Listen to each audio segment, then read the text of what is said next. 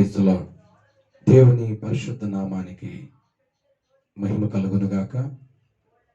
మరి దేవుడు గడిచినటువంటి 11 మాసాలు ప్రభు తోడుగా ఉండి ఈ 12వ మాసంలో ఈ మొదటి శుక్రవారపు వేళ ఉపవాస కూడికి యందు ప్రభు మనందరినీ కూడా సమకూర్చారు, కాపాడి మరి గడిచిన 11 నెలలు కాపాడిన దేవుడు ఈ సంవత్సరపు చివరి అంతపు నెలలోనికి ప్రభు మనల్ని ప్రవేశపెట్టారు.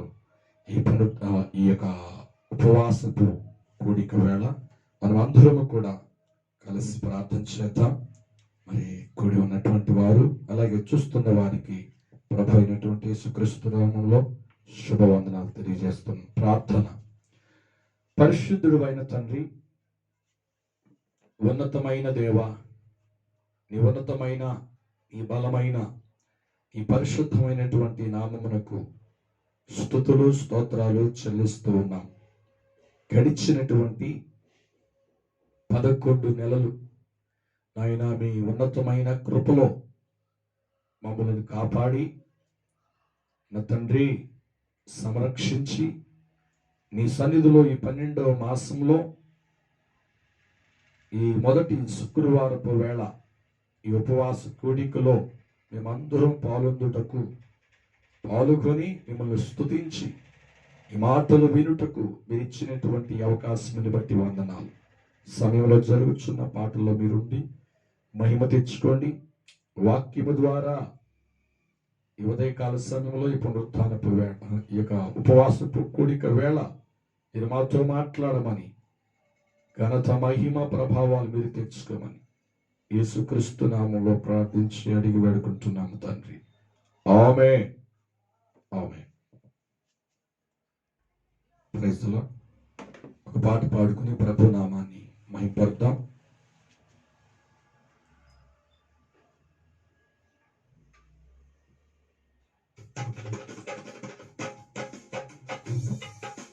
స్తోత్ర బలి స్తోత్ర బలి మంచి దేవా నీకేనయ్యా, శుభవేళ ఆనందమే నా తండ్రి నీ చిరుపాదమే, శుభవేళ ఆనందమే నా తండ్రి నీ చిరుపాదమే. కోటి కోటి స్తోత్రం డాడీ, కోటి కోటి స్తోత్రం డాడీ, కోటి కోటి బ్రతికించిన దేవునికి కోటి కోటి స్తోత్రం డాడీ, స్తోత్ర బలి స్తోత్ర బలి మంచి దేవా నీకేనయ్యా, శుభవేళ ఆనందమే నా తండ్రి నీ చిరుపాదమే, నిన్నటి బాధలంతా నేటికి మాయమయే, నిన్నటి బాధలంతా నేటికి మాయమయే, నెమ్మది ఉదయించే అది శాశ్వతమైన దయా, నెమ్మది ఉదయించే అది శాశ్వతమైన దయా, కోటి కోటి స్తోత్రం డాడీ, కోటి కోటి స్తోత్రం డాడీ, కోటి కోటి పడదామా, కోటి కోటి స్తోత్రం డాడీ, స్తోత్ర బలి స్తోత్ర బలి మంచి దేవా నీకేనయ్యా, శుభవేళ ఆనందమే నా తండ్రి నీ చిరుపాదమే రేయంత కాచితివే మరుదినమీచితివే రేయంత కాచితివే మరుదినమీచితివే మరువని నా స్నేహమా కలసి సంతోషింతును మరువని నా స్నేహమా కలసి సంతోషింతును కోటి కోటి స్తోత్రం డాడీ కోటి కోటి గ్లోరీ కోటి కోటి స్తోత్రం డాడీ కోటి కోటి స్తోత్రం డాడీ స్తోత్ర బలి మంచి దేవా నీకేనయ్యా శుభవేళ ఆనందమే నా తండ్రి నీ చిరుపమే వేదన దుఃఖమైన ఎన్నడు విడదీయదు వేదన దుఃఖమైన ఎన్నడు విడదీయదు యేసయ్యా నీ నీడలో దిన దినము జీవింతును యేసయ్యా నీ నీడలో దిన దినము జీవింతును కోటి కోటి స్తోత్రం డాడీ కోటి కోటి స్తోత్రం డాడీ కోటి కోటి స్తోత్రం డాడీ గ్లోరీ కోటి కోటి స్తోత్రం డాడీ స్తోత్ర బలి మంచి దేవా నీకేనయ్యా శుభవేళ గ్లోరీ నా తండ్రి నీ చిరుపాదమే నీ సేవా మార్గములో ఉత్సాహం నొసగితివి నీ సేవా మార్గములో ఉత్సాహం నొసగితివి ఉరి కొరికి పని చేయా నాకు ఆరోగ్యమిచ్చితివి ఉరి కొరికి పని చేయా నాకు ఆరోగ్యమిచ్చితివి అందుకే స్తోత్రం డాడీ కోటి కోటి స్తోత్రం డాడీ కోటి కోటి స్తోత్రం డాడీ కోటి కోటి స్తోత్రం డాడీ స్తోత్ర బలి మంచి దేవా నీకేనయ్యా శుభవేళ ఆనంద నా తండ్రి నీ చిరుపాదమే శుభవేళ ఆనందమే నా తండ్రి నీ చిరుపాదమే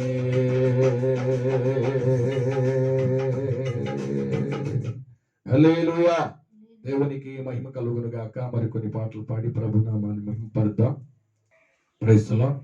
పాటలు ముగించబడి ఉన్నాయి. చిన్న ప్రార్థన చేసుకుని మరి ఈ ఉపవాస వేళ మరి దేవుని యొక్క పరిశుద్ధ గ్రంథమైన వాక్యములోనికి వెళదాం.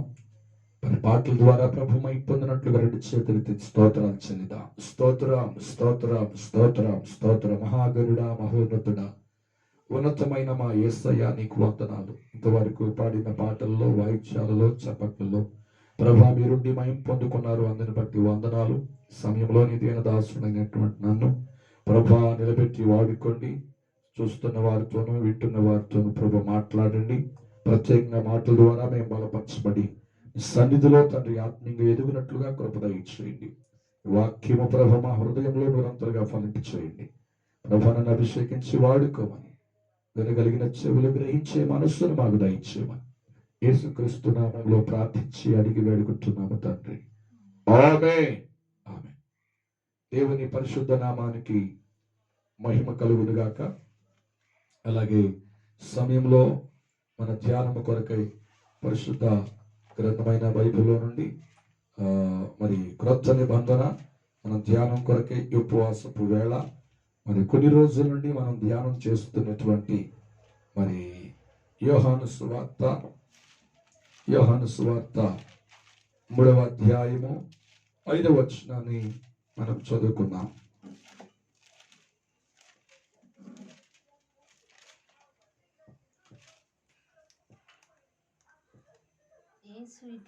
యేసు ఇట్లా నేను ఒకడు నీటి మూలముగాను ఆత్మ మూలముగాను జన్మించితేనే కాని దేవుని రాజ్యములో ప్రవేశించలేడని నీతో నిశ్చయముగా చెప్పుచున్నాను.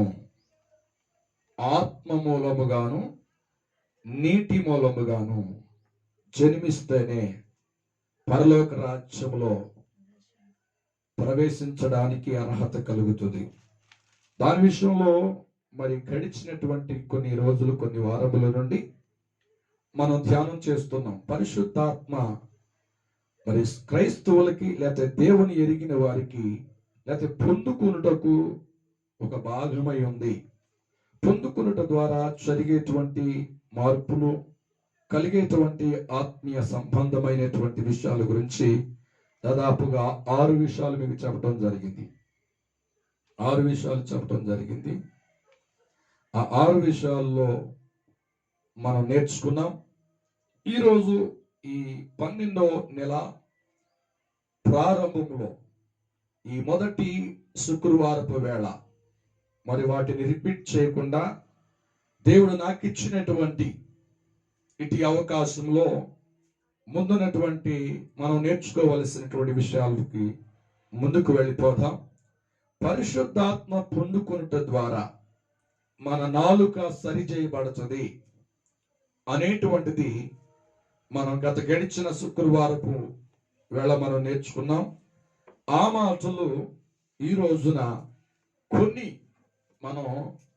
కొన్ని విషయాలు, కొన్ని సంగతులు తెలుసుకుని మిగతా ఉన్నటువంటి పరిశుద్ధాత్మ పొందుకునడం ద్వారా ప్రయోజనాలు, పరిశుద్ధాత్మ పొందుకుట ద్వారా మనకు కలిగేటువంటి ఆత్మ సంబంధమైనటువంటి మేలులు, వాటి కొరకు మనం ధ్యానం చేద్దాం.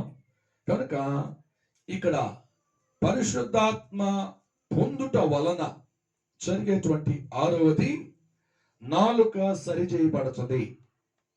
నాలుక సరిచేయబడి మన మాట విధానం మారిపోవడానికి అవకాశం ఉంటుంది. ఒక మనిషి పతనం అవడానికి, పాడైపోవడానికి, భ్రష్టుడుగా మారడానికి మెయిన్ కారణం ఏమిటంటే నాలుకే. పత్రికల్లో ఒక మాట ఉంటుంది, నాలుకంటే చిన్న అవయవం అంట. ఒక అడవిని తగలపెట్టుటకు చిన్న నిప్పు చాలంట. అడవి మొత్తము కూడా తగలబడిపోతుంది. ఎలాగైతే చిన్న నిప్పు పెద్ద అడవిని ఏ రకంగా అయితే తగలబెడుతుందో, అదే మాదిరిగా దేవుని పోలి సృష్టించబడినటువంటి ఈ లోకంలో జీవనాన్ని కొనసాగిస్తున్నటువంటి మనుష్యుడు పతనం అవడానికి మెయిన్ కారణం ఏమిటంటే తన నాలుకే. అదే నాలుక నుండి అంటాడు భక్తుడు, అదే నాలుక నుండి మంచిని మాట్లాడతాము, అదే నాలుక నుండి చెడును కూడా మాట్లాడతాం. అదే నాలుక నుండి ఏమండి ఆశీర్వచనాలు పలుకుతామంట. అదే నాలుక నుండి ఏమవుతుందంటండి, శాపవచనాలు కూడా పలుకుతామంట. నాలుక మన జీవితంలో లేదా మన శరీరంలో చిన్న అవయవం అంట, చిన్న అవయవం. ఆ అవయవమైనటువంటి ఆ నాలుకను మనం అదుపు చేయాలంటే మన వల్ల కాదు. హల్లెలూయా. మన వల్ల కాదు. అది అదుపు చేయబడాలి అంటే కేవలం పరిశుద్ధాత్మ అభిషేకము ద్వారా సాధ్యమవుతుంది. పరిశుద్ధాత్మ పొందుట వలన మన నాలుక, మన ఆధీనంలో లేనటువంటి నాలుక పరిశుద్ధాత్మ యొక్క సహాయము ద్వారా మన ఆధీనంలోనికి వస్తుందంట. అందుకే యాకోబు రాసిన పత్రికలో నాలుక గురించి ఏం చెప్తాడో ఆ మాటలు మనం చదివి తర్వాత ఈ పరిశుద్ధాత్మ పొందుట ద్వారా నాలుక సరిచేయబడుతుంది అనేటువంటి విషయాలు మనం నేర్చుకుందాం. యాకోబు రాసిన పత్రిక 3వ అధ్యాయము 5వ వచనాన్ని చదువుదాం. అలాగుననే నాలుక కూడా చిన్న అవయవమైనను బహుగా అదిరిపడును. ఎంత కొంచెపు నిప్పు ఎంత విస్తారమైన కొన్ని వేల కిలోమీటర్లు ఉన్నటువంటి అడవినైనను తగలబెట్టును. నాలుక కూడా అగ్నియే. స్తోత్రం. ఇక్కడ చక్కగా వర్ణిస్తున్నాడు యాకోబు, అపోస్తుడైనటువంటి యాకోబు అంటున్నాడు. ఏమని చెప్తున్నాడంటే, ఈ నాలుక అగ్ని వంటి నాలుకగా ఉంది. అగ్ని చిన్న అగ్ని అంటండి, వేల కిలోమీటర్లు ఉన్నటువంటి అడవిని తగలబెట్టేస్తాను, బూడిద చేయగలుగుద్దంట. అదే మాదిరిగా భారీగా ఉన్న మన శరీరాన్ని కుళ్ళు తీసుకురావడానికి, భ్రష్టత్వంలోనికి తీసుకురావడానికి ఇది మెయిన్ కారణం అంట నాలుక. ఎలాగైతే అగ్ని చిన్న అగ్ని పెద్ద అడవిని తగలబెడుతుందో, భారీగా ఉన్న మన శరీరాన్ని, అందముగా ఉన్న మన శరీరాన్ని, దేవుని పోలి సృష్టించబడిన మన శరీరాన్ని నాలుకంటండి ఏం చేస్తుందంటండి, నాశనానికి తీసుకువెళ్ళిపోతుందంట. హల్లెలూయా. ఇంకా కొంచెం అంటున్నాడు, ఇంకా కొంచెం కిందకు వెళితే ఆ అగ్నియే నాలుక. అగ్నియే నాలుక మన అవయవాలలో ఉంచబడిన పాప ప్రపంచమైన సర్వ శరీరమునకు మాలిన్యమును. హల్లెలూయా. మనం పరిశుద్ధులుగా మారాలంటే మన నాలుక, మనం పాపపు యొక్క కృపములో కూలిపోవాలంటే మన నాలుకంట. ప్రపంచము పాపములో లేదు, ప్రపంచము పాపముతో కనబడట్లేదు. అనేకమైనటువంటి నాలుకల ద్వారా ప్రపంచము పాపము ఏలుబడి చేస్తుంది. హల్లెలూయా. అందుకే అంటున్నాడు ఈ భాగాన్ని, ఈ వచ్చిన భాగాన్ని మనం చక్కగా చదివితే అక్కడ ఉన్నటువంటి లోతైనటువంటి సత్యాలు మనకు అర్థమవుతాయి. ఏమంటున్నంటే, పాప ప్రపంచమైన సర్వ శరీరమునకు, పాప ప్రపంచమైన సర్వ శరీరమునకు మాలిన్యము కలగచేయచ్చు ప్రకృతి చక్రమునకు, చెప్పండి, చుచ్చు పెట్టును. ఏది పెడుతుందంటండి? ప్రైస్తులా. చుచ్చు పెట్టునంట. ఇదే నాలుక అబద్ధమాడుతుంది, ఇదే నాలుక నీతిని పలుకుతుంది, ఇదే నాలుక శాపవచనాలు పలుకుద్ది, ఇదే నాలుక ఆశీర్వచనాలు కూడా పలుకుద్ది. అయితే ఇదే నాలుక మనము ఎలాగో మార్చుకోవాలి అనంటే ఏమంటున్నాడో తెలుసా? ఇక్కడ కిందకు వచ్చినటువంటి మాటలు మనం జ్ఞాపకం చేసుకుంటే చదువుదాం. అదే అధ్యాయంలో యాకోబు రాసిన పత్రికలో, ఏ నరుడును ఏంటండి ఇక్కడ అంటున్నాడు, ఏంటండి? ఏ నరుడును నాలుకను సాధు చేయలేడు గాని అది మరణకరమైన విషముతో నిండినది. అది నిరర్గళమైన దుష్టత్వమే. దీనితో ఏమంటున్నాడంటండి, దీనితో ఈ నాలుగుతో తండ్రి అయిన ప్రభుని స్తుతిస్తున్నాము. ఈ నాలుగుతోనే దేవుని పోలికగా పుట్టిన మనుషులని శపిస్తున్నాము. ఒక నోటి నుండి ఆశీర్వచనమును శాపవచనమును బయలు వెళ్ళును. నా సహోదరులారా, ఇలాగ ఉండకూడదు. ఉండమంటున్నాడా? ఉండకూడదు అంటున్నాడా?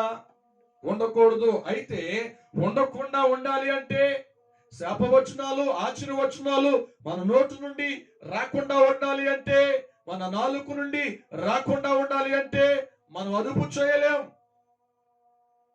సాధువు చేయలేం. సాధువు చేయగలిగినటువంటి పరిశుద్ధాత్మను మనం పొందితే, పరిశుద్ధాత్మకి మనం అవకాశం ఇస్తే, ఆ పరిశుద్ధాత్ముడు మన మీద కుమ్మరించబడితే నాలుక మన ఆధీనంలోకి వస్తుందంట. హల్లెలూయా, హల్లెలూయా. అందుకే అంటున్నాడు యెషయా భక్తుడు, చక్కగా అంటున్నాడు 6వ అధ్యాయం, యెషయా గ్రంథం 6వ అధ్యాయము 6 నుండి 7 వచనాల వరకు ఇక్కడ మనం చూస్తే, ఆ కాలుతున్నటువంటి లేకపోతే కాలుతున్నటువంటి అగ్నిలో నుండి ఒక అగ్ని కణమును తీసుకొచ్చి ఆ దేవుడు తండ్రి తన నోటికి తగిలించగానే ఏమైపోయిందో తెలుసా?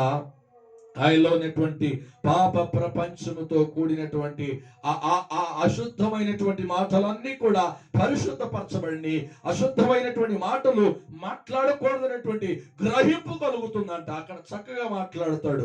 చదువుదామా? అప్పుడు ఆ శరాపులలో నుండి ఒకడు తాను బలిపీఠం మీద నుండి కారుతో తీసిన నిప్పును చేత పట్టుకుని నా యొద్దకు ఎగిరి వచ్చి నా నోటికి దాన్ని తగిలించి, ఇది నీ పెదవులకు తగిలెను గనుక ఆమేన్, హల్లెలూయా.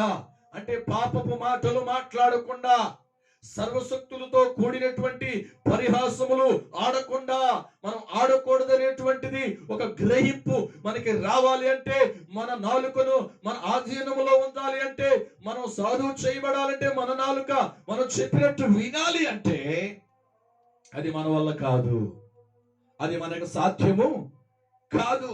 మనకు సాధ్యము అవ్వాలి అంటే, సాధ్యపరచుకోవాలి అంటే ఏమండి, ఆ కాలుతున్నటువంటి రాళ్ల మధ్యలో నుండి లేకపోతే ఆ బలిపీఠం మీద నుండి ఒక నిప్పు కణమును తీసుకొచ్చంటండి ఈ భక్తుడికి నోటికి తగిలించగానే తనలో ఉన్నటువంటి పాపము, తనలో ఉన్నటువంటి అశుద్ధమైనవి అన్ని కూడా ఏమైపోయినట్టండి, మారిపోయినాయి. ఇక నాలుక తను చెప్పినట్టుగానే వింటుందంట. స్తోత్ర. అందుకే నేను అంటున్నాను, ఈ నాలుకను మనం స్వాధీనపరచుకోకపోతే, మన ఆధీనములో లేకపోతే, నేనంటున్నాను మనం నరకంలోనికి వెళ్ళటం తప్పదు. స్తోత్ర, స్తోత్ర. ఎందుకంటే మనకు తెలుసు, క్రొత్త నిబంధన గ్రంథంలో ఒక వృత్తాంతాన్ని యేసుక్రీస్తు ప్రభు వారు చెప్తున్నట్లుగా మనం వింటాం. ఇక్కడ లూకా సువార్తలో ఏమంటాడంటే, ఒక ధనవంతుడు ఉండెను, ఒక దరిద్రుడు ఉండెను. ఆ ధనవంతుడి పేరు చెప్పలేదు కానీ దరిద్రుడైనటువంటి లాజరు గురించి చెప్తాడు. స్తోత్ర. ఆ ధనవంతుడి యొక్క వాకిట ఏమండి, దరిద్రుడైన లాజరు పడి ఉండెను అని ఉంటది. స్తోత్ర. దరిద్రుడైనటువంటి లాజరు ధనవంతుడి యొక్క వాకిట పడి ఉండెను, కానీ వీరిద్దరూ దేవుని మందిరంలో ఎదుగుచున్నారు. పోయిన వారం చెప్పాను, వీరిద్దరూ దేవుని మందిరంలో ఎదుగుచున్నారు. కానీ ఆత్మ పొంది అంటే విశ్వాసంలో ఉన్నాడు గనుక, విశ్వాసాన్ని కాపాడుకున్నాడు గనుక, పరిశుద్ధుడైనటువంటి ఏమంటే పరిశుద్ధ లెక్కలో ఉన్నటువంటి నమ్మకముగా ఉన్నటువంటి అబ్రహామును రొమ్మున ఆనుకున్నాడు. ఈయన పరిశుద్ధుడు. హల్లెలూయా. ఎవరంటండి? దరిద్రుడైనటువంటి లాజరు. అందుకనే తాను తన యొక్క నోటిని, తన నాలుకని ఆధీనం చేసుకున్నాడు. అంటే సాధువు చేసుకున్నాడు. తనకు లోబడిపోయింది అంటే, ఆధీనం అయింది అంటే దేవుని ఆత్మ చేత నింపబడిన అనుభవం ఆ దరిద్రుడైనటువంటి లాజరుకు ఉంది. మనం ప్రార్థనకు వెళుతున్నామని కాదు కానీ, ప్రార్థనకు వెళ్ళి దేవుని వాక్యం వింటున్నామని కాదు కానీ, దేవుని వాక్యము ఉన్నది ఉన్నట్లుగా మనం విని మనం లోబడిపోతే పరిశుద్ధాత్ముడు మన మీదకి వస్తాడు. ఆ పరిశుద్ధాత్మ అభిషేకమును మనం అనుభవిస్తాము. అప్పుడు మన నాలుక మన ఆధీనంలోనికి వచ్చేస్తుంది. అదే ఈ దరిద్రుడైన లాజరు తన జీవితంలో కలిగి ఉన్న ఆత్మ సంబంధమైన జీవితం. కానీ ఇద్దరు ఒకే మందిరంలోకి వెళుతున్నారు. ఇద్దరికి ఒకే సేవకుని యొక్క బోధను లేదా దేవుని వాక్యాన్ని విన్నారు. కానీ ఒకరు మాత్రమే వారి యొక్క పరిశుద్ధతను లేతే వారి మాట విధానాన్ని కాపాడుకున్నారు. విననటువంటి ధనవంతుడు తన నాలుకను స్వాధీనపరచుకోలేకపోయాడు. ఎందుకు ఈ మాట అంటున్నానంటే, ఎందుకు ఈ మాట ఖచ్చితంగా నేను చెప్తున్నాను అంటే, అక్కడ ఆ నరకములో చాలా వేదన చెందుతున్నాడంట, వేదన అనుభవిస్తున్నాడంట. వేదన అనుభవిస్తూ ఆయన కాలుతున్నటువంటి ఆ సందర్భాన్ని ఎత్తి చెప్తుండగా ఆ వాక్యాన్ని బట్టి నాకు అర్థమవుతుంది ఏంటంటే, నాలుక కాలుతుంది ఆయనకి. హల్లెలూయా. అందుకే ఆ నరకంలో నేను యాతన పడుచున్నాను. నీ దగ్గర ప్రశాంతముగా ఉన్నటువంటి దరిద్రుడైన, నీ రొమ్మున ఉన్నటువంటి దరిద్రుడైన లాజర్ని నా దగ్గరికి పంపించు, నా తండ్రి అయిన అబ్రహాము అంటున్నాడు. Praise the lord. తండ్రి అయిన అబ్రహాము అని అనడానికి సంబోధించడానికి కారణం ఏంటంటే, అబ్రహాము సంతానములో ఉన్నాడు, ఒక క్రైస్తవుడిగా ఉన్నాడు, ఒక సంఘములో ఎదుగుచున్నాడు, ఒక ఉపదేశ క్రమములో ఎదగాలనే సంగతి, పరిశుద్ధాత్మ పొందుకోవాలనే ఒక భాగం ఉన్న సంగతి తెలిసినప్పటికీ పట్టి పట్టనట్టుగా తన జీవితాన్ని వెళ్ళబుచ్చుతున్నాడు. స్తోత్ర. వెళ్ళబుచ్చి చనిపోయాడు. చివరికి తన నాలుక కాలుతున్నట్లుగా మనం చూస్తున్నాము. హల్లెలూయా. తన నాలుకను ఆధీనం చేసుకోలేకపోయాడు. ఆధీనం చేసుకోలేకపోవడానికి కారణం ఏమిటంటే, పరిశుద్ధాత్మ అభిషేకము పొందనటువంటి వాడిగా ధనవంతుడు ఉన్నాడు. హల్లెలూయా, హల్లెలూయా.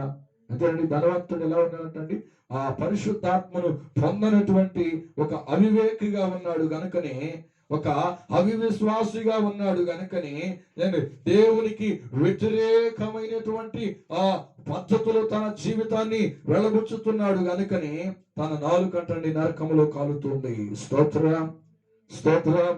అర్థమవుతుంది. నాలుగు కాలుతుందంట. ఆ నాలుగు కాలడానికి గల కారణాలు ఏమిటి అని అంటే, మనం జ్ఞాపకం చేసుకుంటే తన నాలుక కాలడానికి గల కారణం ఏమిటంటే, పరిశుద్ధాత్మ అభిషేకము పొందితే గనక తన యొక్క నాలుక సరిచేయబడేది. అంటే మాట విధానము సరిచేయబడేది.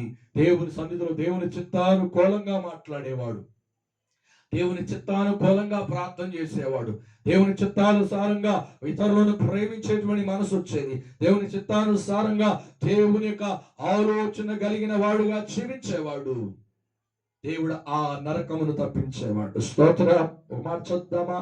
లూకా సువార్త 16వ అధ్యాయము 20వ వచనం నుండి. లాజరు ఒక దరిద్రుడుండెను, కురుపులతో నిండిన వాడై ధనవంతుని ఇంటి వాకిట పడి ఉండి తన బల్ల మీద పడు రొట్టె ముక్కలు. ఏంటండి ఇక్కడ కనబడుతున్నాడు కదా, ఆయన వాక్యం వింటున్నాడు. ధర్మశాస్త్ర నిన్ను వాళ్ళ నీ పొరుగు వారిని ప్రేమించమన్నప్పుడు దరిద్రుడిగా తన వాకిట్లో ఉన్నాడు కదా. పరిశుద్ధాత్మను పొందితే, పరిశుద్ధాత్మ అభిషేకం పొందితే ప్రేమ చూపించేటువంటి మనస్సు తనకొచ్చేది. స్తోత్ర, హల్లెలూయా. ప్రేమ చూపించేటువంటి ఆ తత్వము కలిగేది. పరిశుద్ధాత్మ లేదు కనుకనే ఆ మనస్సు రాలేదు. కురుపులతో నిండిన వాడే తన బల్ల మీద పడుచున్నటువంటి రొట్టె ముక్కలు ఏరుకుతుంటున్నాడే. ఈ రోజున నేను తినేటువంటి భోజనంలో నుండి కొంత భాగాన్ని ఆ దరిద్రుడైనటువంటి ఆ ఆకలి తీర్చి తృప్తిపరుస్తానే అని అనుకునేవాడు. పరిశుద్ధాత్మ పొందుకుంటే ప్రేమ వచ్చేదండి. పరిశుద్ధాత్మ చేత నింపబడితే ఒక మనిషిని ప్రేమించాలి అనేటువంటిది తనకు అర్థమయ్యేది. హల్లెలూయా. అందుకే దరిద్రుడై చనిపోయి దేవదూతల చేత అబ్రహాము రొమ్మున ఆనుకొనుటకు కొనుపోబడెను అని దేవుని వాక్యం చెప్తుంది. ధనవంతుడు కూడా చనిపోయి పాతి పెట్టబడెను. అప్పుడతడు పాతాళములో బాధపడుచు కనులెత్తి దూరము నుండి అబ్రహామును అతని రొమ్మున ఆనుకొని ఉన్న లాజర్ని చూచి, తండ్రి అయిన అబ్రహామా, ఏమంటాడు? ఈయన క్రైస్తవుడే, ఒక మంచి సంఘములో ఎదుగుచున్నవాడే, కానీ పరిశుద్ధాత్మను పొందాలి ఒక భాగము అనేటువంటిది మర్చిపోయాడు. పేరు కొరకు ఆరాటపడిపోయాడు. పేరు కొరకు సంఘములో ఒక సభ్యత్వం కొరకు ఆరాటపడ్డాడు. కానీ ఆయన ఆత్మ జీవితంలో నేను పొందుకోవలసినటువంటి అభిషేకాన్ని పొందుకోవాలి, అది మర్చిపోకూడదు అనేటువంటి ఆలోచన లేనివాడిగా జీవించాడు.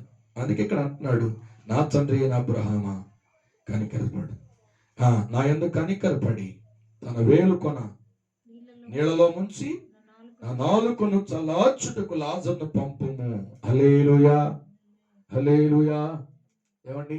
నా నాలుకను చల్లార్చుటకు దరిద్రుడైన లాజరును పంపమంటున్నాడు.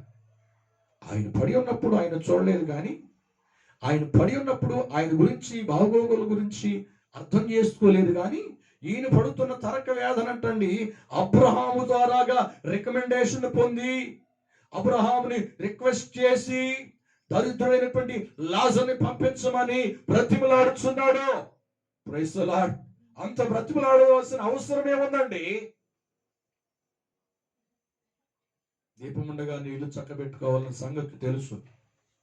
ప్రాణముండగానే భక్తిలో సరిగ్గా మనం నడవాలి, పరిశుద్ధాత్మ పొందుకోవాలన్న సంగతి బోధించబడుతున్నాయి. ఎమకు నీరెత్తున్నట్టుగా మనం పట్టించుకోకుండా ఉండటం వలన ఈ పరిస్థితుల్లోనికి వెళ్ళవలసి వస్తుంది.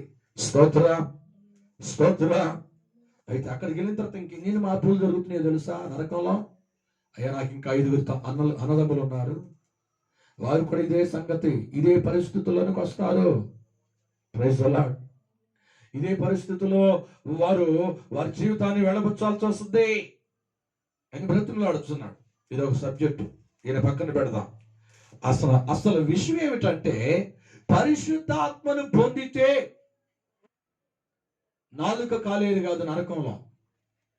పరిశుద్ధాత్మ భూమి మీద ఉండగానే పరిశుద్ధాత్మను పొందితే మన నాలుక దేవుని కృపా సహితమైన మాటలు మనం ఉచ్చరించే వాళ్ళం, లేకపోతే పలికే వాళ్ళం, అప్పుడు పవిత్రతలోనికి వెళ్ళేవాళ్ళం. స్తోత్ర, పెడతాం. అంతేనా కాదా? అందుకే నేను అంటున్నాను, మన మాట మారిపోతాయి, మన నాలుక మన ఆధీనంలోనికి వచ్చేస్తుంది, సరిచేయబడుతుంది దేవుని సన్నిధి. ఒక మాట చదువుదామా? మత్తయి సువార్త 12వ అధ్యాయము 29వ వచనం.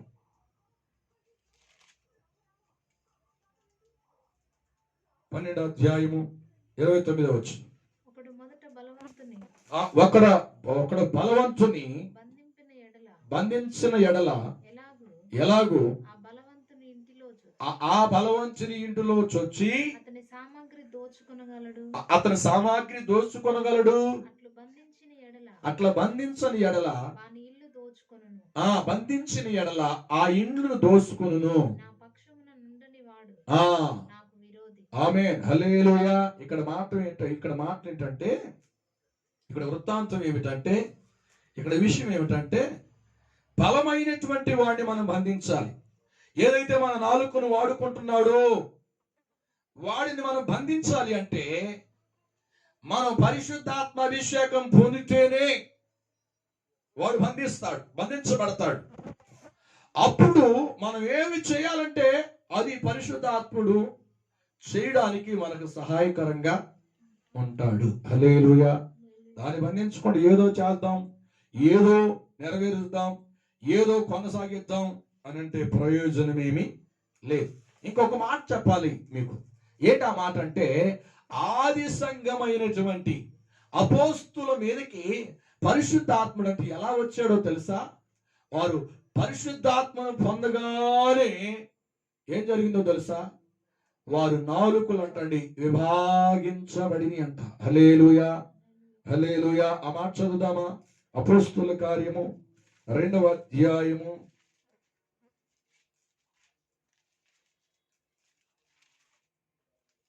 4వ వచనం అనుకుంటా.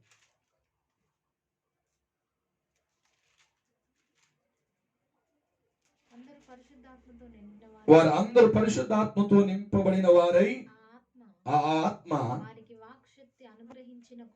వారికి వాక్ శక్తి అనుగ్రహించిన కొలది అన్య భాషలతో మాట్లాడసాగిరి. ఆ కాలమున రెండవ వచనం 3వ వచనం అగ్ని జ్వాలల వంటి నాలుకలు విభాగించబడినట్టుగా వారికి కనబడిన ఒక్కొక్కరి మీద వ్రాలగా అందరూ ఆత్మచేత నింపబడిన వారై వాక్ శక్తి అనుగ్రహించిన కొలది అన్య భాషలు మాట్లాడుతున్నారు. హల్లెలూయా.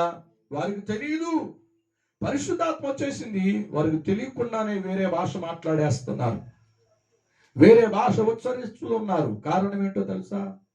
కారణం ఏంటో తెలుసా? పరిశుద్ధాత్మ తీసుకొచ్చేటువంటి మార్పు. Praise the lord.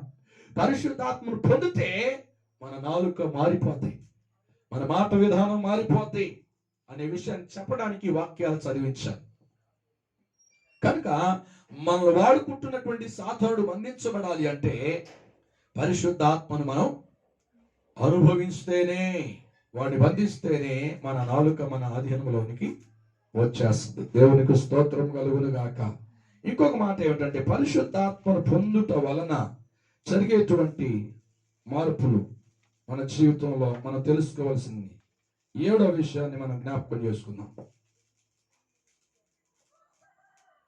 చదువుదామా? ఎఫెసీయులకు రాసిన పత్రిక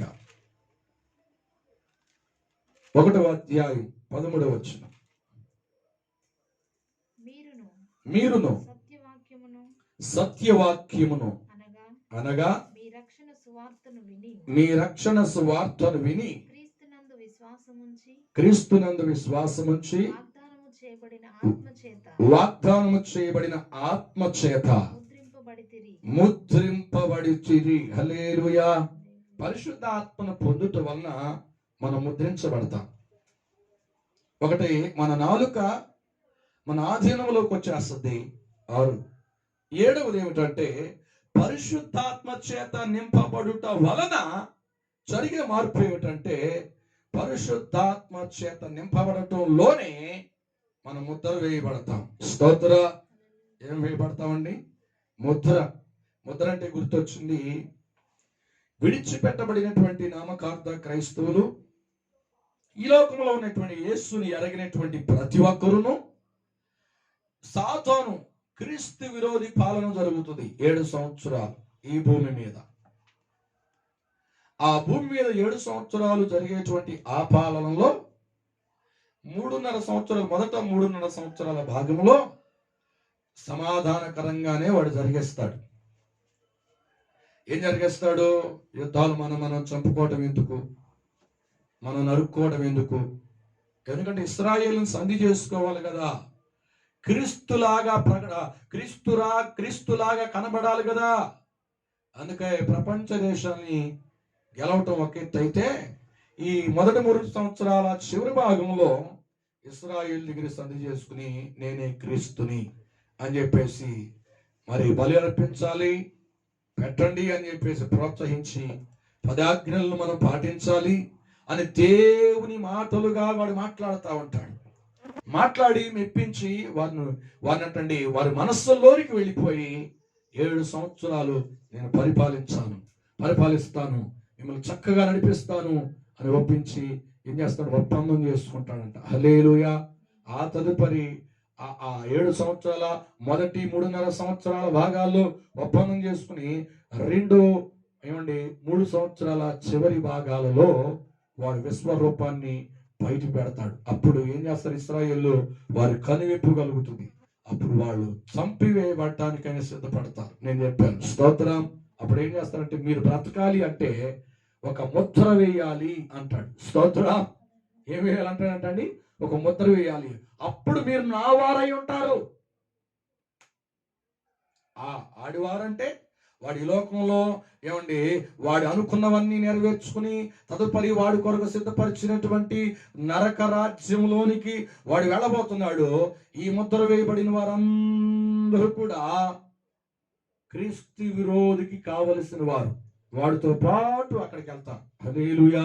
అందుకే నేను ఒక్కడేనా, దేవుడు తండ్రి అయిన దేవుడు ఏర్పరచుకునేటువంటి ఇశ్రాయేలు కొంతమంది రావాలి, నామకార్థులుగా జీవించిన వారు కొంతమంది ఉన్నారు, వాళ్ళు కూడా రావాలి అని ఆ కాలంలో ఒక ముద్ర వేస్తాడంట. స్తోత్రం.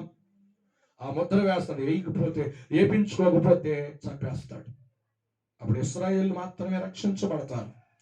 వారు ముద్ర వేసుకోరు, చనిపోతారు, అంత సాక్షులు అవుతారు. మా ప్రభు కొరకు అని ప్రకటన గ్రంథంలో ఉంటుంది. స్తోత్రం. అయితే నేను ఎందుకు ఈ మాట, ఈ సందర్భం ఎత్తవలసి వచ్చిందంటే, పరిశుద్ధాత్మ పొందుట వలన మనం ముద్ర వేయబడతాం. ముద్ర మన జీవితంలోనికి వస్తుంది. ముద్ర అనగా ఒక మాట చెప్పాలి. ఒక అడవిలో ఒక పని చేసేటువంటి వాడు చెట్లను ఏదైనా నరకాలనుకో ఏం చేస్తాడో తెలుసా? ఆ చెట్లకి ఒక ముద్ర వేసేస్తాడు. ఒకవేళ మర్చిపోతానేమోనని ఎన్ని చెట్లు నరకాలా, ఒక యజమానుడి దగ్గర ఒక పని తీసుకొచ్చుకున్నాడు అనుకోండి, లేకపోతే అడ్వాన్స్ తీసుకొచ్చుకున్నాడు అనుకోండి, ఎన్ని చెట్లు నరకాలి అనుకున్నాడు అనుకోండి, ఆ చెట్లు నరకడానికి చాలా చెట్లు కనపడతాయి కదా, ఓకే దొరికినవన్నీ నరకాల్సి వస్తుందని చెప్పేసి వాడు కొన్ని గుర్తులు పెట్టుకొచ్చుకుంటాడు. అంటే దాన్ని ముద్ర అంటారు. స్తోత్ర. గుర్తులు పెట్టుకొచ్చుకుంటాడు. ఆ ముద్ర పెట్టుకొచ్చి ఆ ముద్ర వేయబడిన ప్రతిది కూడా ఏం చేస్తాడంటండి? నరికేస్తాడు. స్తోత్రం. అదే మాదిరిగా మనము ముద్ర వేయబడితేనే ఆ మహిమ కలిగినటువంటి రాకడలో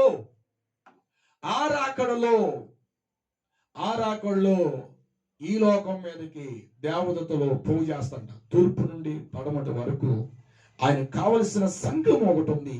ఆ సంఘాన్ని అంటండి పోగు చేసుకుని తీసుకెళ్తారంట. పోగు చేసుకుని తీసుకువెళ్ళేటప్పుడు నీవు పరిశుద్ధాత్మ అనే ముద్ర లేకపోతే, ఆ పరిశుద్ధాత్మ పొందుకొని అనుభవం లేకపోతే నువ్వు విడిచిపెట్టబడతావు. స్తోత్రం. అంతే. అది ఒక మాట చదువుదామా? ఎఫెసీయులకు రాసిన పత్రిక 4:30.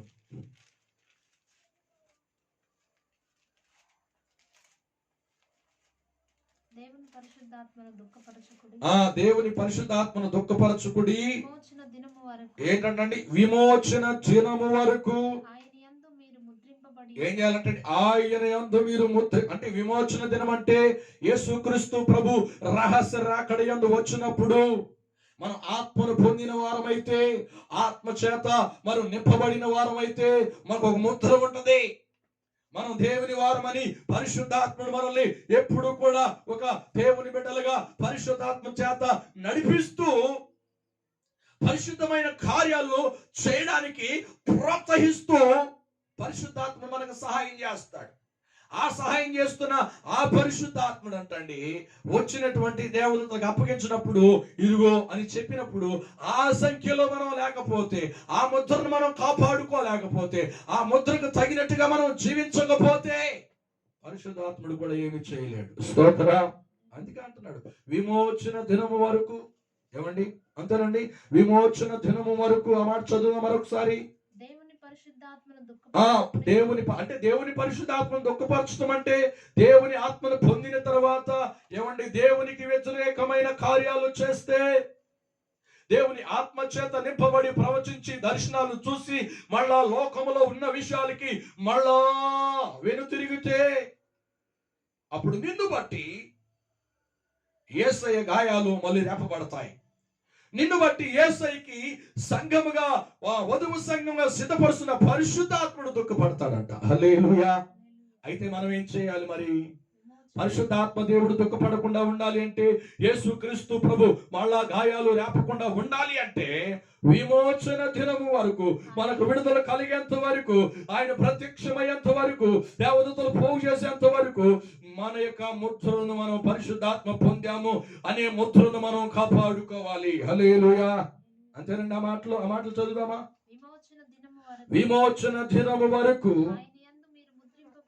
అంటే ఆయన యందు ముద్రించబడి ఉన్నారు అంటే ఆయన ముద్రించేసాడు కదా, అయిపోయింది కదా, మనం ఎట్లా పడితే అలా జీవించేస్తే పర్వాలేదు కదా, పరిశుద్ధాత్మను పొందాం కనుక ముద్రించబడం, ముద్ర మన మీద ఉందనుకుంటున్నారేమో. విమోచన దినం వరకు అంటున్నాడు ఇక్కడ. అంటే అర్థం ఏమిటి? విమోచన దినం వరకు పరిశుద్ధాత్మను కాపాడటం కాదు. ఆ పరిశుద్ధాత్మ పొందిన మనం ఆ పరిశుద్ధాత్మ అభిషేకాన్ని ఎప్పుడు వరకు అంటండి? ఆదివారం వచ్చి ఆదివారం వరకు మాత్రమే కాదంట. ఆదివారం వచ్చినప్పుడే కాదంట. ఇలాగ ఉపవాస కోడేలు జరిగినప్పుడే ఆత్మచేత నింపబడటం కాదంట. ప్రతిరోజు కూడా నీవు ప్రభా నన్ను అభిషేకించావు, నన్ను బుద్ధించావయ్యా, అది ఇంకా రెట్టింపుగా మారాలయ్యా. ఆ పరిశుద్ధాత్మ నేను ఇంకా అనేకమైనటువంటి క్రొత్త సంగతులు తెలుసుకోవాలయ్యా అని చెప్పేసి రోజు రోజు నువ్వు పదులు పెడతా ఉండాలి. పరిశుద్ధాత్మ చేత, అన్య భాషల చేత మాట్లాడుతూ అన్య భాషలతో ప్రార్థన చేయాలి, అన్య భాషలతో ప్రభుని స్తుతించాలి, అన్య భాషల చేత ప్రభుని గణపరచాలి. స్తోత్రం. పరిశుద్ధాత్మ పొందిన తర్వాత మనం ఒక్కరోజు ఒక్క సంవత్సరం కాదంటండి, యేసుక్రీస్తు వచ్చి పిలిచేంత వరకు, ఆ విమోచన దినము వరకు మనం ఏం కలిగి ఉండాలంటండి? చెప్పాలి. ఏం కలిగి ఉండాలంటండి? ముద్రించబడిన అనుభవంలో మన జీవితాన్ని కొనసాగిస్తూనే ఉండాలి. హల్లెలూయా. మనం ముద్రించబడ్డామండి. కాపాడుకునే బాధ్యత ఎవరిది? ఆ ముద్రను కాపాడుకునే బాధ్యత ఎవరిది? చెప్పాలి. ముద్రగా అనే ప్రత్యేకముగా మనకు గుర్తింపు పరిశుద్ధాత్ముడు ఇచ్చాడు. పరిశుద్ధాత్మ పొందుట వలన, పరిశుద్ధాత్మ అనుభవించుట వలన ఒక గుర్తింపు. ఏంటా గుర్తింపు అంటే, ఆ విమోచన దినము యందు అందరం తీసుకెళ్ళడం. ఒక మాట ఉంది మత్తయి సువార్తలో. సముద్రంలోనంట ఒకడు వల వేశాడంట. వల వేస్తే ఆ వలలోనంటండి ఏమని అంటండి? అన్ని చేపలు పడి అంట. దేవుని రాజ్యానికి గుర్తుగా ఉంది. అన్ని చేపలు పడితే ఆ చేపలన్నిటిని గంపలో వేయట్లేదు అంటండి. ఒక మాట గుర్తుపెట్టుకోండి, ఆ మాట. స్తోత్రం.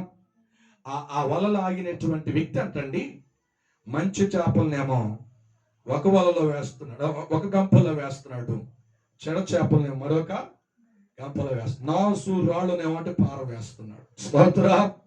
అలాగనే మనము ఒక గుర్తింపు అంటే ముద్ర, ఆ ముద్రను కాపాడుకునేటువంటి వారు మాత్రమే ఆ యుగ సమాప్తి లేక ఆ క్రీస్తు వారు ప్రత్యక్షమయ్యే ఆ రహస్య రాకడలో చెప్పండి పోగు చేయబడతారు. ఆ ముద్రను కాపాడుకునేవారే, ఆ ముద్ర కలిగిన వారే, అంటే పరిశుద్ధాత్మ పొందిన వారే, పరిశుద్ధాత్మ అనుభవం కలిగిన వారే. ఆ పరిశుద్ధాత్మ ఒక ప్రత్యేకమైన గుర్తింపు, వారు మాత్రమే లేపబడడానికి అవకాశము ఉంటుంది. అంటే మనం పొందిన తర్వాత చనిపోతే ఆ ముద్ర ఉంటేనే, అంటే అది కాపాడుకుంటేనే మనం దేవుని యొక్క కడబోర విన్నప్పుడు, ఏమండి, మృతులు మొదట లేస్తారు అన్నట్టుగా, లిగుస్తారు అన్నట్లుగా ఆత్మను కాపాడుకున్నవారు, ఆ ముద్ర కలిగిన వారు మాత్రమే ఒక ప్రత్యేకమైనటువంటి వ్యక్తులుగా, ఒక ప్రత్యేకమైనటువంటి సంఘముగా, ఒక ప్రత్యేకమైన దేవుని బిడ్డలుగా జీవించున్న వారు మాత్రమే లేపబడడానికి అవకాశము ఉంటది. హల్లెలూయా, హల్లెలూయా. కనుక దేవుని సన్నిధిలో దేవుని యొక్క బిడ్డలమైన మనము ఒక పరిశుద్ధాత్మ పొందుకుట ఒక భాగం. ఒక ఆత్మ మూలముగాను, అంటే బాప్టిస్ట్ అనుభవమును బట్టి. రెండవది నీటి మూలముగాను, బాప్టిస్ట్ అనుభవాన్ని బట్టి నీటి మూలముగాను, ఆత్మ మూలముగాను జన్మిస్తేనే, పుట్టితేనే వాడు పరలోక రాజ్యము చేరడానికి, పరలోక రాజ్యం చూడడానికి అవకాశం ఉంది అని అంటున్నాడు యేసుక్రీస్తు. ఎవరు చెప్పిన మాటలు ఇవి? యేసుక్రీస్తు ప్రభు వారు మాట్లాడిన మాటలండి. మనుషులు మాట్లాడిన మాటలు కాదు ఇవి. కనుక బాప్టిసం తీసుకునేటువంటి దేవుని బిడ్డ, బాప్టిసం పొందినటువంటి దేవుని బిడ్డ, ఈ జీవితంలో నువ్వు మర్చిపోతున్నటువంటి సంగతిని పరిశుద్ధాత్ముడు గుర్తు చేస్తున్నాడు. ఉపవాసమందు పరిశుద్ధాత్మను పొందుటకు నువ్వు సిద్ధపడాలి. పరిశుద్ధాత్మను అనుభవించడానికి ఆశ కలిగి ఉండాలి. స్తోత్రం. అయ్యా నాకు ఇస్తాడా, నేను పొందుకోగలనా అని అనుకుంటున్నావేమో. ఒక మాట ఉంది యోవేలు గ్రంథంలో 2వ అధ్యాయము 28-29 వచనాలు అంటాడు, నా ఆత్మను అంచు దినముల యందు అందరి మీద కుమ్మరిస్తాను అని అన్నాడు. స్తోత్రం, స్తోత్రం. కనుక ఆయన పరిశుద్ధాత్మను కుమ్మరించడానికి సిద్ధంగా ఉన్నాడు. కానీ నువ్వు పొందుకోవడానికి సిద్ధంగా ఉన్నావా? నువ్వు పొందుకోకపోతే నువ్వు నష్టపోతావు పరలోక రాజ్యం. నువ్వు పొందుకోకపోతే దేవుని సన్నిధిలో ఉండడానికి అర్హత నీకు ఉండదు. పరిశుద్ధాత్మ పొందుకోవటం ఒక భాగం. ఒకటి మన నాలుకను ఏమంటే సవరిస్తుంది, మన నాలుకను సరిచేస్తుంది. రెండవది చెప్పండి, ఒక ముద్ర వేయబడుతుంది పరిశుద్ధాత్మ ద్వారా. ఒక గుర్తు, నువ్వు దేవుని బిడ్డవని, నువ్వు దేవుని రాజ్యానికి వారసుడు అని, హక్కుదారుడు అని ఒక ముద్ర పరిశుద్ధాత్మ. అప్పుడు అంచె దినముల యందు, దేవుని రాకడ యందు నువ్వు లేపబడడానికి అవకాశం ఉంటుంది. కనుక ఈ మాటలు మన వినికిడిలో పరిశుద్ధాత్మ దేవుడు దీవించి ఆశీర్వదించి దేవుని ఆత్మ చేత మనం నింపును గాక. ఆమేన్. తలలో ఉంచుదామా, ప్రార్థన చేద్దాం. ఈ ఉదయకాల సమయంలో ఈ యొక్క ఉపవాస దినమందు పరిశుద్ధాత్మ దేవుడు మనతో మాట్లాడాడు. యోహాను సువార్త 3వ అధ్యాయం 5వ వచనంలో, ఒకడు నీటి మూలముగాను ఆత్మ మూలముగాను జన్మిస్తేనే పరలోక రాజ్యంలోనికి వెళ్తాడు. కనుక పరిశుద్ధాత్మ పొందుట వలన మనకు జరిగేటువంటి ఇప్పటి వరకు దాదాపుగా మనం ఒక 7-8 కార్యాలను మనం చూసాం. క్రీస్తుతో కూడా ఒకటే శరీరంగా మార్చబడతాం. పరిశుద్ధాత్మ తానే ప్రార్థన మనం ఎలా చేయాలో నేర్పిస్తాడు. మనం మన శరీరం యొక్క చెడు అలవాట్లను మనం గెలగలుగుతాం. అలాగే మన శరీరమును మన పరిశుద్ధాత్మ పొందుట వలన మన హృదయం మార్పు వచ్చేస్తుంది. 6, మన నాలుక సరి చేయబడుతుంది. మన నాలుక సరి చేయబడుతుంది. 7, పరిశుద్ధాత్మ పొందుట వలన ఒక ముద్ర వేయబడుతుంది, ముద్రించబడతాం. ముద్ర కలిగిన వారు మాత్రమే, అంటే పరిశుద్ధాత్మ గుర్తు కలిగిన వారు మాత్రమే ప్రభువు రాకడలో ఎత్తబడటానికి, ప్రభుని ఎదుర్కొనడానికి అవకాశం ఉంటుంది. మరి లేదయ్యా అనంటే ఆత్మ లేని వాడు నా వాడు కాదన్నాడు. ఆత్మ పొందని వారు ఆయన వారంగా ఉండలేదు. ఆత్మ పొందితేనే పరలోక రాజ్యం. ఒక క్రైస్తవులకు, ఒక సంఘానికి ఒక భాగం పరిశుద్ధాత్ముడు. అవసరం లేదయ్యా అని అనుకుంటే ఆది అపోస్తలుల మీదకి పరిశుద్ధాత్మ దేవుడు వాగ్దానం చేయబడే పరిశుద్ధాత్ముడు ఎందుకు వచ్చాడు? ఒకసారి ఆలోచించండి.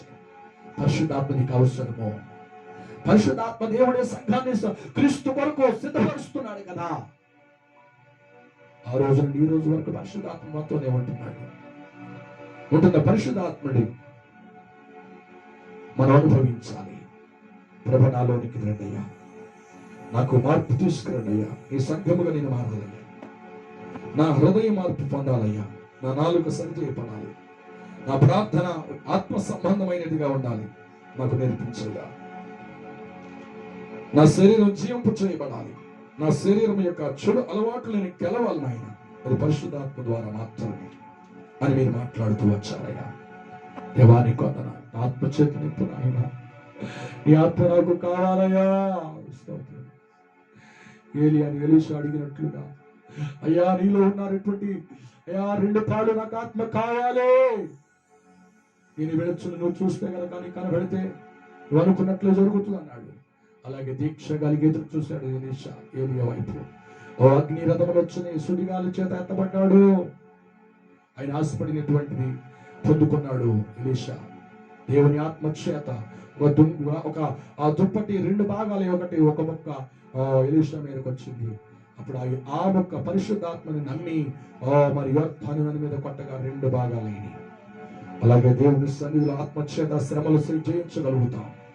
పరిశుద్ధాత్మ చేత మనకు ఎదురుగా ఉన్న ప్రతికూల పరిస్థితులు జయించుటకు పరిశుద్ధాత్ముడు సహాయం చేస్తాడు. Praise the lord. Hallelujah, hallelujah, hallelujah, hallelujah, hallelujah, hallelujah. Thank you Jesus, thank you lord. పరిశుద్ధాత్ముడా శక్తి కుమారించు, నీ శక్తి మాకు కావలసినదని ప్రభువా నీవు ఎరుగుదు. నీ శక్తి మాకు కావలసినదని ప్రభువా నీవు ఎరుగుదు. పరిశుద్ధాత్ముడా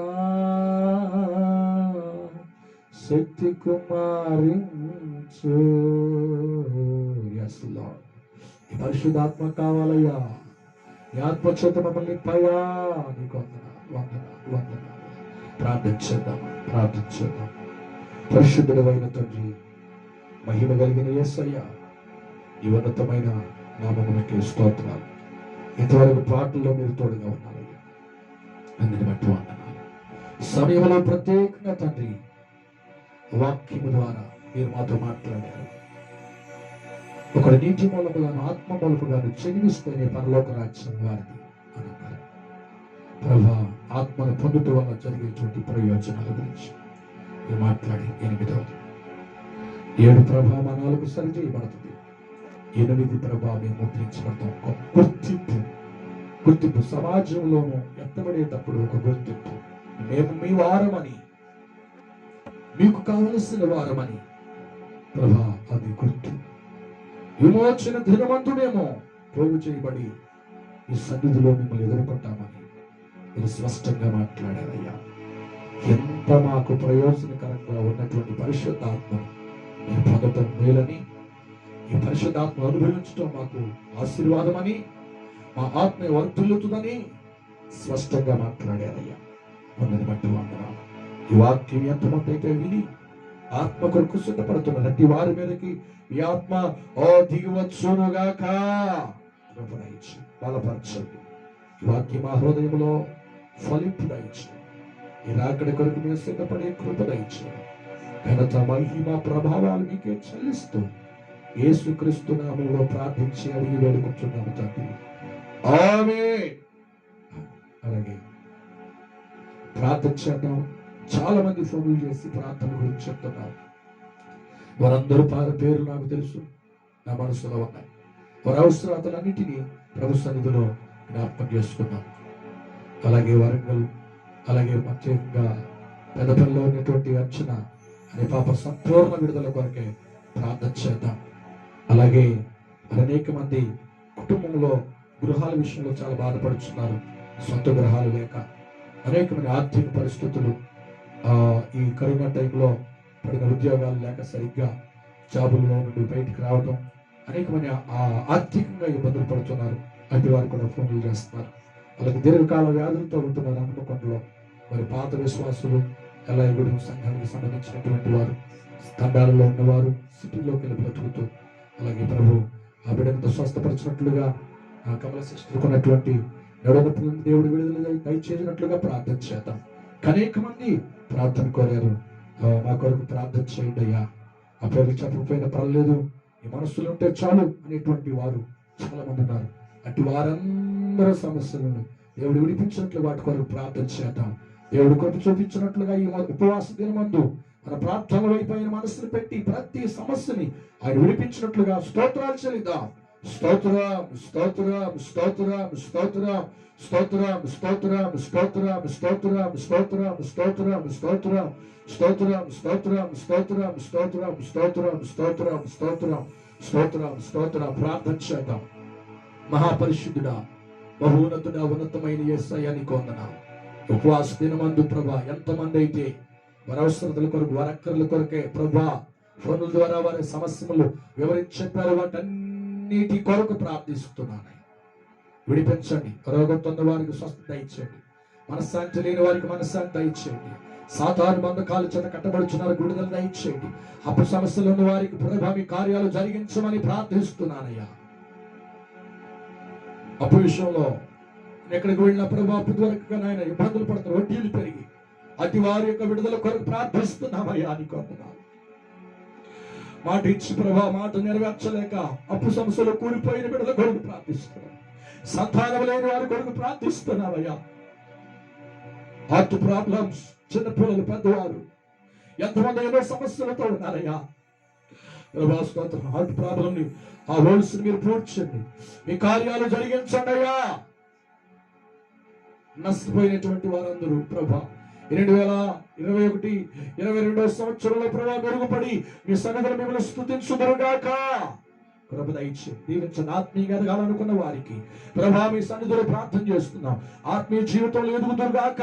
కృప దయచేయండి. రక్షణలోనికి ప్రభా వచ్చిన బిడ్డలు అయా బాప్తిసం తీసుకున్నటువంటి వారు అయా స్థిరమైనటువంటి జీవితంలో, ఆత్మ సంబంధమైన జీవితంలో నిలుచుదురుగాక. ప్రభు దయచేయండి. ఈ వారంలో ప్రభు శనివారం పగలు రాత్రి జరిగేటువంటి ఉపవాస కోడికలో శుద్ధీకరణ కోడికలు మీరు ఉండండి నాయన. మీరు కార్యం జరిగించండి. పట్టబడినటువంటి వారు ప్రభు స్థిరంగా ఉండి నీ సన్నిధిలో నిలకడగా ఉండి నిన్ను స్తుతించే వారిగా ఆత్మీయంగా ప్రభా జీవించే వారిగా ఉండడం కృప దయచేయండి. ప్రభా ఈ 2 సంఘాలు దీవించండి. వెళ్ళడం మైలవరం సంఘాలు ఆశీర్వదించండి. కృప దయచేయండి. జ్ఞాపకం చేసుకోండి. అన్ని విషయాలు తోడుకుండి నడిపించమని దీవించమని మా విజ్ఞాపన ప్రార్థన ఆలకించినందుకు జవాబులు అనుగ్రహిస్తున్నందుకు అంటారు. స్వస్థపరుస్తున్న విడుదలిస్తున్నందుకు సహాయం చేస్తున్నందుకు స్తోత్రాలు చెల్లిస్తూ యేసుక్రీస్తు నామములో ప్రార్థించి అడిగి వేడుకొచ్చున్నాము తండ్రి. ఆమేన్. యేసు రక్తమే ప్రభు యేసు రక్తమే ప్రభు యేసు నామములో సంపూర్ణ విజయం కలుగును గాక. తండ్రి నా దేవుని ప్రేమ కుమారుడి యేసుక్రీస్తు వారి కృప ఆదరణకర్త పరిశుద్ధాత్మ సహవాసము సన్నిధి మాతో లోకంలో సకల పరిశుద్ధులకు వాక్యమైన వారికి ఆ అవసరాల గురించి ప్రార్థన చేసిన కుటుంబాలన్నిటికీ సదాకాలంతో నడిపించును గాక. ఆమేన్. అందరికీ వందనాలు. God bless you.